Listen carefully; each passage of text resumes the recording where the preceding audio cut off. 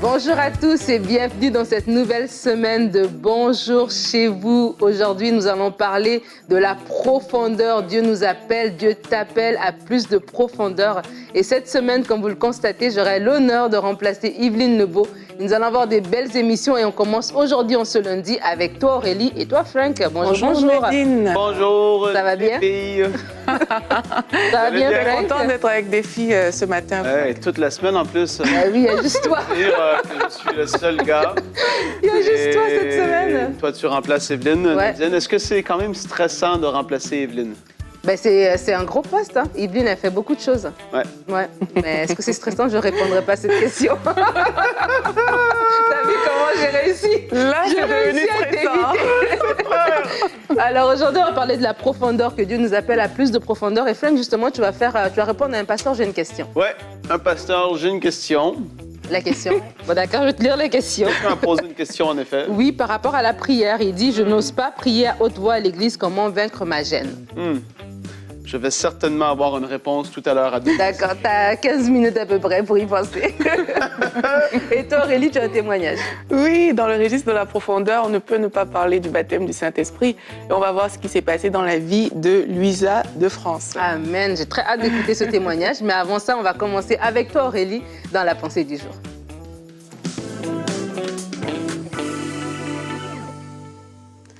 Vous connaissez certainement ce verset que plusieurs personnes aiment citer, la profondeur appelle la profondeur. C'est tout simplement un verset qui nous pousse à nous dire que alors qu'on va chercher à être plus profond avec Dieu, mais notre qualité de relation avec Dieu va également augmenter. Et dans la Bible, il y a des personnes, moi, qui m'ont impressionné, non seulement par la profondeur qu'ils avaient avec Dieu, mais aussi la soif qu'ils avaient de Dieu. Paul a fait une déclaration dans Philippiens 1 au verset 21, dans la version Parole vivante. Ça dit « Christ est ma vie, le but et le contenu de mon existence. » C'est vraiment quelque chose de très profond qui vient de quelqu'un vraiment que, nous tous, on connaît l'apôtre Paul, on sait à quel point il a passé du temps avec Dieu et à quel point cette relation était vraiment forte. On a également dans l'Ancien Testament Moïse, alors que Dieu lui avait dit « Je vais envoyer mon ange devant toi et jusqu'à Canaan », Moïse a dit à Dieu « Si tu ne marches pas toi-même avec nous, ne nous laisse pas sortir d'ici. » En fait, il avait déjà la victoire. Dieu lui dit « Écoute, tout est réglé. » Mais il dit « Oui, tout est réglé, mais si toi, tu n'es pas là, ça ne m'intéresse pas. » C'est la déclaration de toutes les personnes qui aspirent à sortir de la superficialité avec Dieu pour entrer dans un temps de profondeur. Bien-aimé, j'aimerais t'interpeller aujourd'hui. Jusqu'à quand vivras-tu dans la superficialité? Jusqu'à quand est-ce que tu seras tiède? Il y a Job qui a fait cette déclaration. Il a dit, mon oreille avait entendu parler de toi. Maintenant, mes yeux t'ont vu. Est-ce que tu veux juste entendre parler de Dieu par l'intermédiaire de tes amis, des gens qui sont proches de toi, de ta maman? Ou alors, est-ce que toi aussi, tu veux voir avec tes yeux ce Dieu-là? Est-ce que toi aussi, tu vas aller chercher dans les profondeurs de ce Dieu-là? Je t'encourage aujourd'hui à vraiment creuser encore plus profond. Et il y a cette histoire dans Ézéchiel 47 où on voit comment l'eau monte. L'eau est passée de la cheville au genou, après des genoux aux reins, après des reins. Il a dû nager en fait pour baigner dans cette eau parce que l'eau était devenue profonde. Aujourd'hui, j'aimerais te dire, prends la décision d'aller en profondeur. Prends la décision de gravir étape après étape avec Dieu. Aie cette soif de Dieu. Il y a le psalmiste qui a dit « Comme une biche soupire après des cours d'eau, ainsi mon âme soupire après toi, ô Dieu. Mon âme a soif du Dieu vivant. » David a dit « Ta bonté vaut mieux que la vie. » Ça veut dire que ta présence, ton amour, toutes ces choses, ça vaut mieux que la vie que je pourrais vivre. Alors, mon frère, ma sœur, décide aujourd'hui d'être un amoureux de Dieu, décide de chercher Dieu dans l'intimité, décide d'aller encore plus profond, décide de ne pas vivre ta vie en regardant les autres aimer Dieu et toi juste en les observant, mais toi décide à partir d'aujourd'hui, Seigneur, je veux aller plus profond avec toi. Je veux creuser avec toi. Je veux avoir cette soif de toi qui fait en sorte que même ma propre vie, je puisse la mettre de côté. Comme Moïse, je veux pouvoir te dire, je ne bougerai pas d'ici si toi, tu ne marches pas toi-même avec moi. Allons en profondeur, bien-aimés. Amen, amen, amen. Merci Aurélie pour cette belle pensée, vraiment. Il y a tellement d'éléments que tu as apportés qu'on pourra discuter pendant le temps de discussion.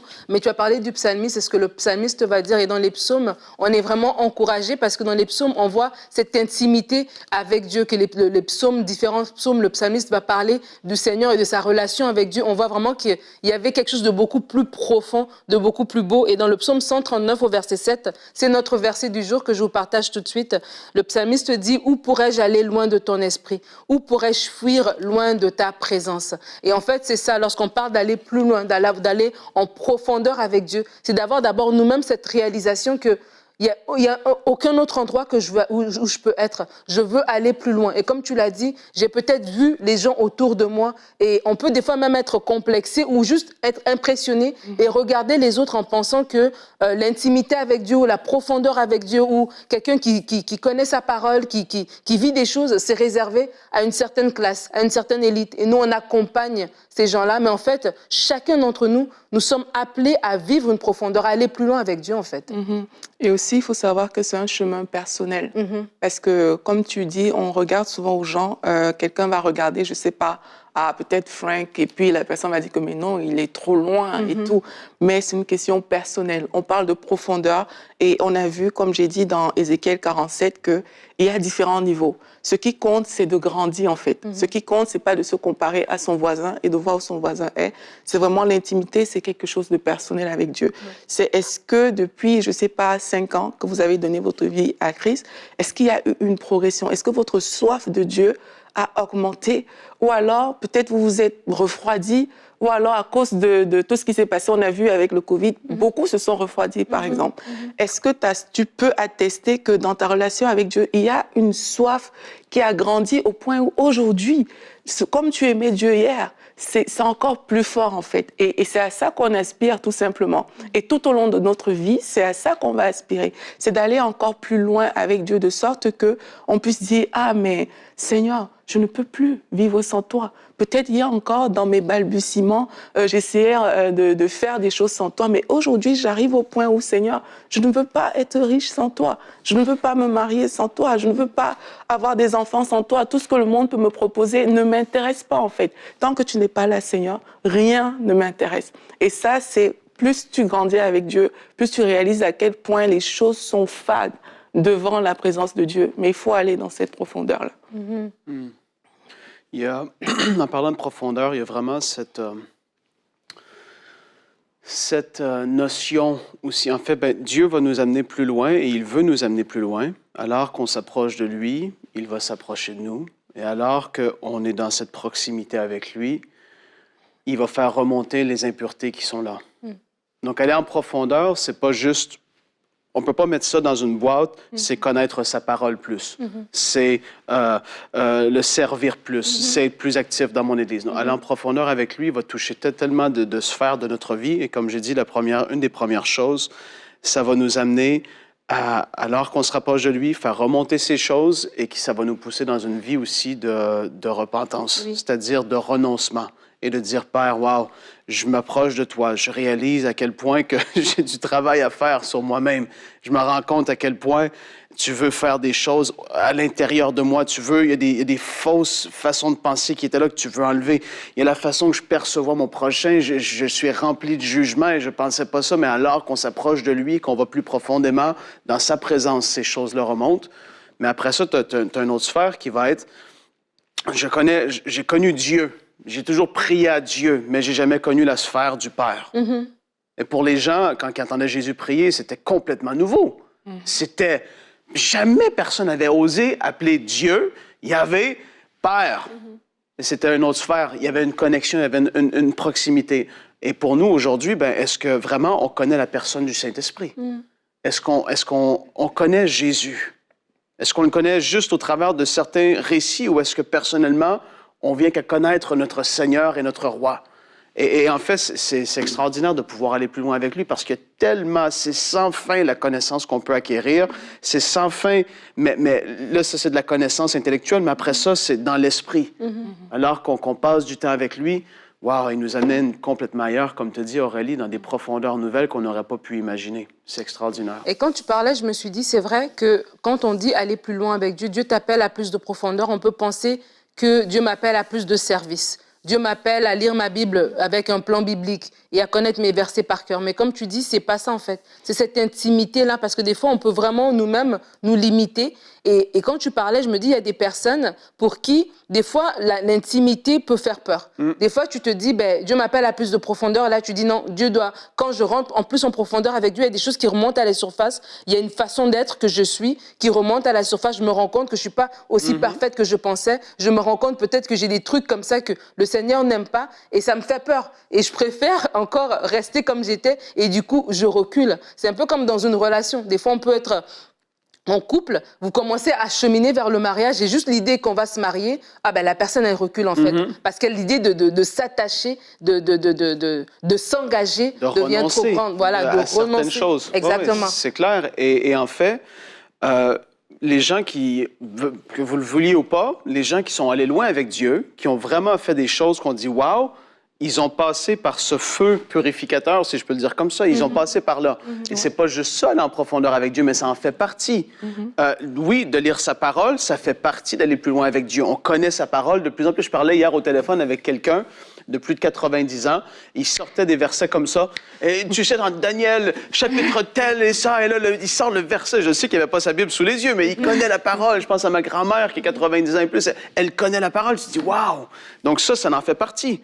Mais encore là, oui, ça c'est certain, si on veut pouvoir aller plus loin, notre caractère doit être transformé. On ne peut pas penser à aller plus loin avec Dieu, accomplir de plus grandes choses, si notre caractère, notre façon d'être n'est pas passé par le feu purificateur de Dieu, je le dis comme ça. On n'est pas amené à l'image de Christ davantage.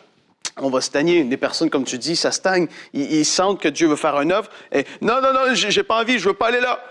OK, mais tu vas rester où est-ce que tu es. Puis ça, c'est désolant. Ouais, parce que en fait, c'est la chair qui résiste.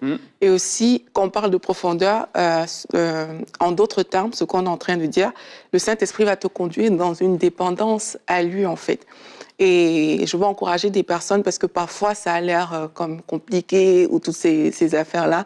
Mais comme Frank t'a cité le verset, la Bible dit que approchez-vous de Dieu et il s'approchera de vous. Et parfois ta simple discipline entre guillemets où toi-même tu choisis de t'approcher de Dieu, ça va t'ouvrir des portes. Mais à un moment tu vas voir que, comme on a dit, le Saint-Esprit va vraiment mettre le doigt sur certaines choses. Mais les gens ont peur parce qu'ils pensent que, oui, ça fait souffrir la chair, ça c'est sûr, mais en tout cas, moi, ce que j'ai compris, c'est que la présence du Saint-Esprit à l'intérieur de toi fait que quand tu as juste dit oui, le travail va se faire. Quand tu vas voir que ta chair va un peu challenger la parole de Dieu et tout, quand tu dis oui, ce travail va se faire et ça va pas être aussi difficile que tu le penses. Parce que les gens sont limités parce que oui, la chair, dès l'instant où tu veux commencer par exemple à aller chercher plus de Dieu dans la parole, mais c'est à l'heure que tu as choisie, c'est l'heure où tu auras le plus sommeil, quoi. Tu vois, c'est comme ta chair est contre toi, mais quand tu prends autorité une fois ou deux fois, quand je dis prendre autorité, c'est même pas compliqué, c'est juste décider que, OK, aujourd'hui, je vais me lever de mon lit, je vais dans mon salon, je reste debout s'il faut pour marcher avec ma Bible et lire. Tu vas faire ça une fois, deux fois, trois fois, tu vas voir qu'après, c'est fini. Donc, il aurait juste fallu faire ça, en fait. Mais parfois, quand la chair vient comme ça, avec ses pressions, on ne fait rien. On ne se rend pas compte que juste la première résistance, comme la Bible dit, résister au diable, il fuira loin de vous, que cette première résistance-là va briser en fait beaucoup de barrières et va nous ouvrir un champ d'intimité qu'on ne connaissait pas encore. Donc moi, j'encourage les gens à prendre des pas en fait. Au début, ce sera comme, j'appelle ça la discipline personnelle où, OK, parce que tu fais le pas de t'approcher vers Dieu, tu vas mettre en place des choses dans ta vie et aussi Dieu va s'approcher de toi.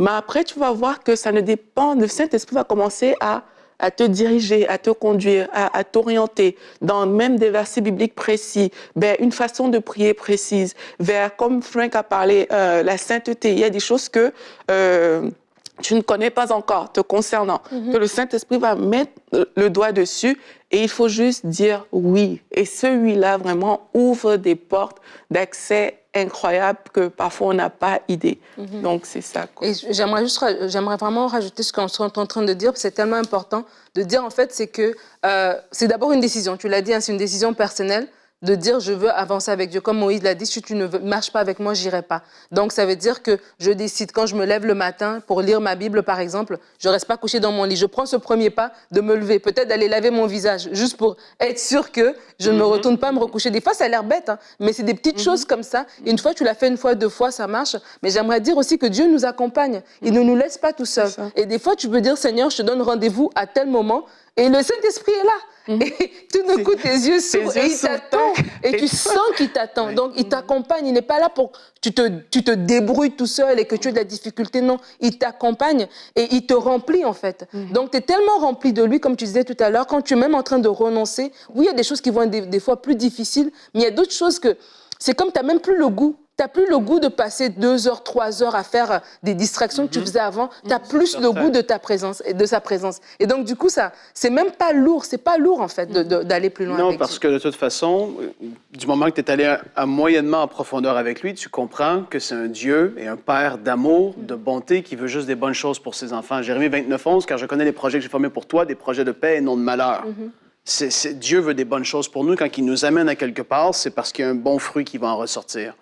Maintenant, une fois qu'on dit toutes ces choses, là, il faut commencer à faire cette prière de foi, de dire, Père, je veux plus de toi, même que cette soif augmente en moi, il peut, oui, nous attirer vers sa parole, il peut surnaturellement nous attirer dans le lieu secret, il peut faire ces choses, mais je voulais mettre aussi le doigt sur le fait que même des études le prouvent, qu'on est souvent la moyenne de les 5 personnes les plus proches qui nous entourent. Oui. Et quand tu regardes aux personnes qui t'entourent, si c'est des personnes qui ne recherchent pas la présence de Dieu, qui n'ont pas une soif de Dieu, qui ne cherchent pas à aller plus loin avec lui, naturellement parlant, à moins que tu sois quelqu'un qui soit réellement déterminé, bien, il va y avoir comme un assoupissement spirituel qui va s'installer. Parce que les gens qui t'entourent vont désirer et rechercher des choses d'en bas, ici-bas sur terre, alors que toi, tu voulais chercher des choses d'en haut.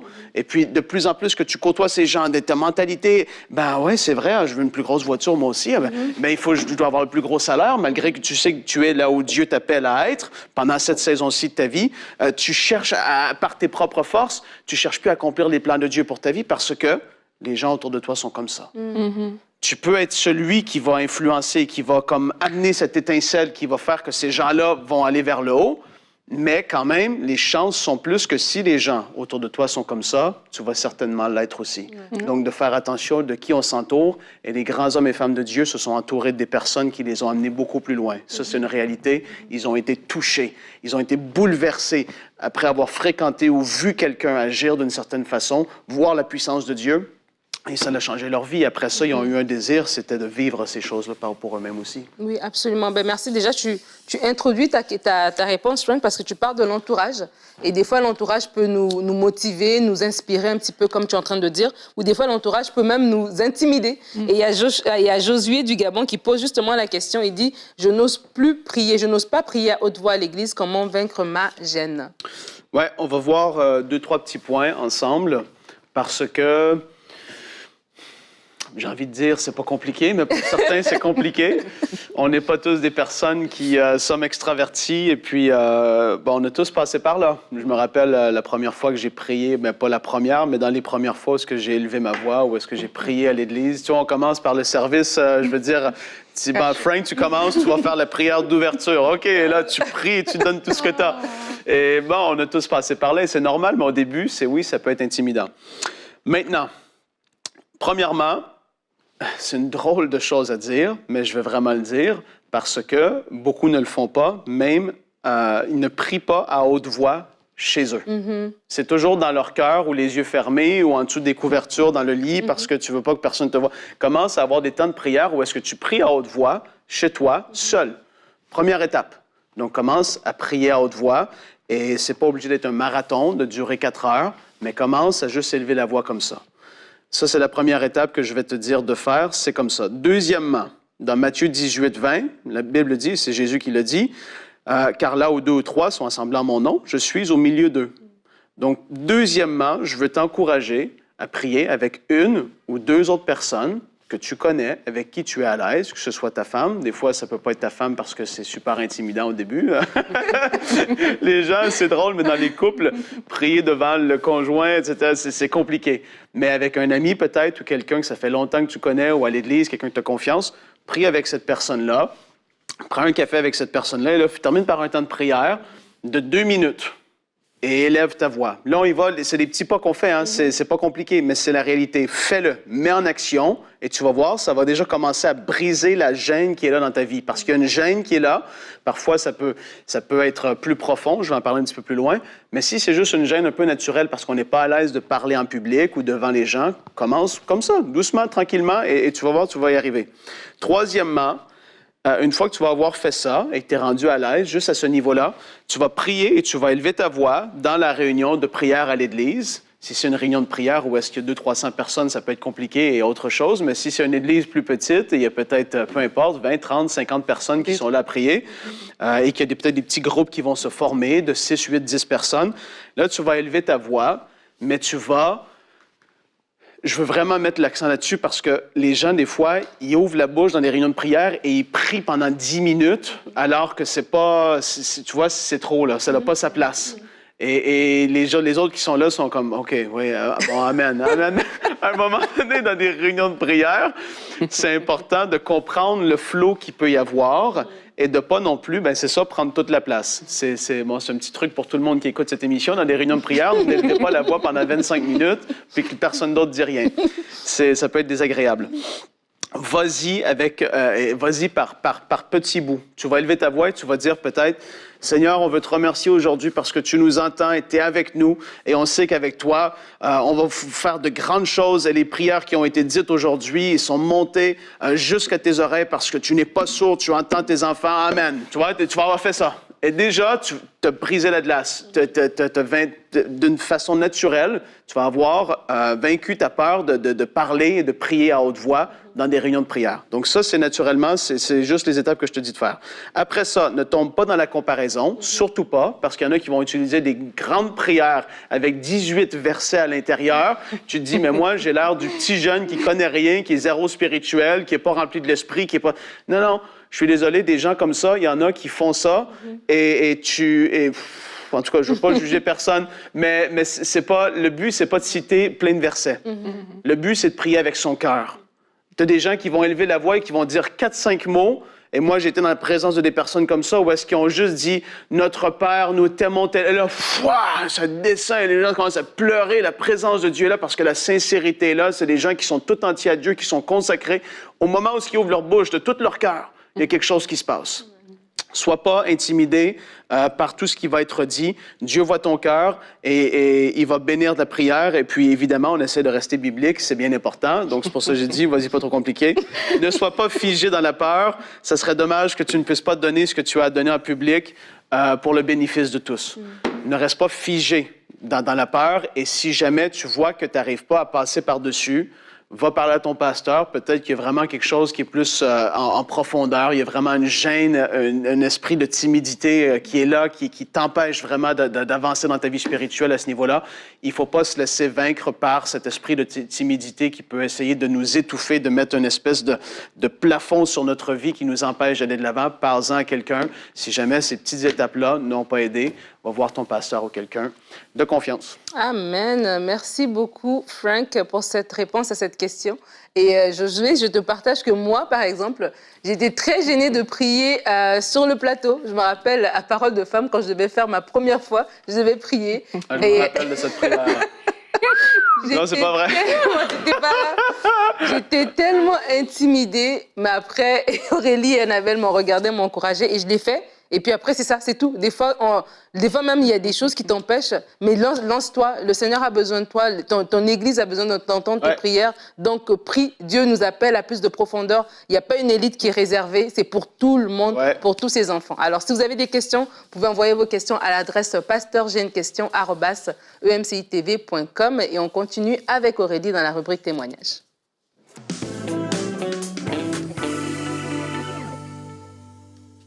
Donc aujourd'hui, c'est le témoignage de Luisa de France. Elle dit qu'elle a reçu la puissante visite du Saint-Esprit un matin alors qu'elle priait avec nous dans Parole de Femme. Elle dit qu'au mois de mars de l'année dernière... Je savais qu'elle allait dire ça. Est-ce que c'était la prière de Nadine? Je sais. Avec les filles. C'est la prière. T'as vu Josué?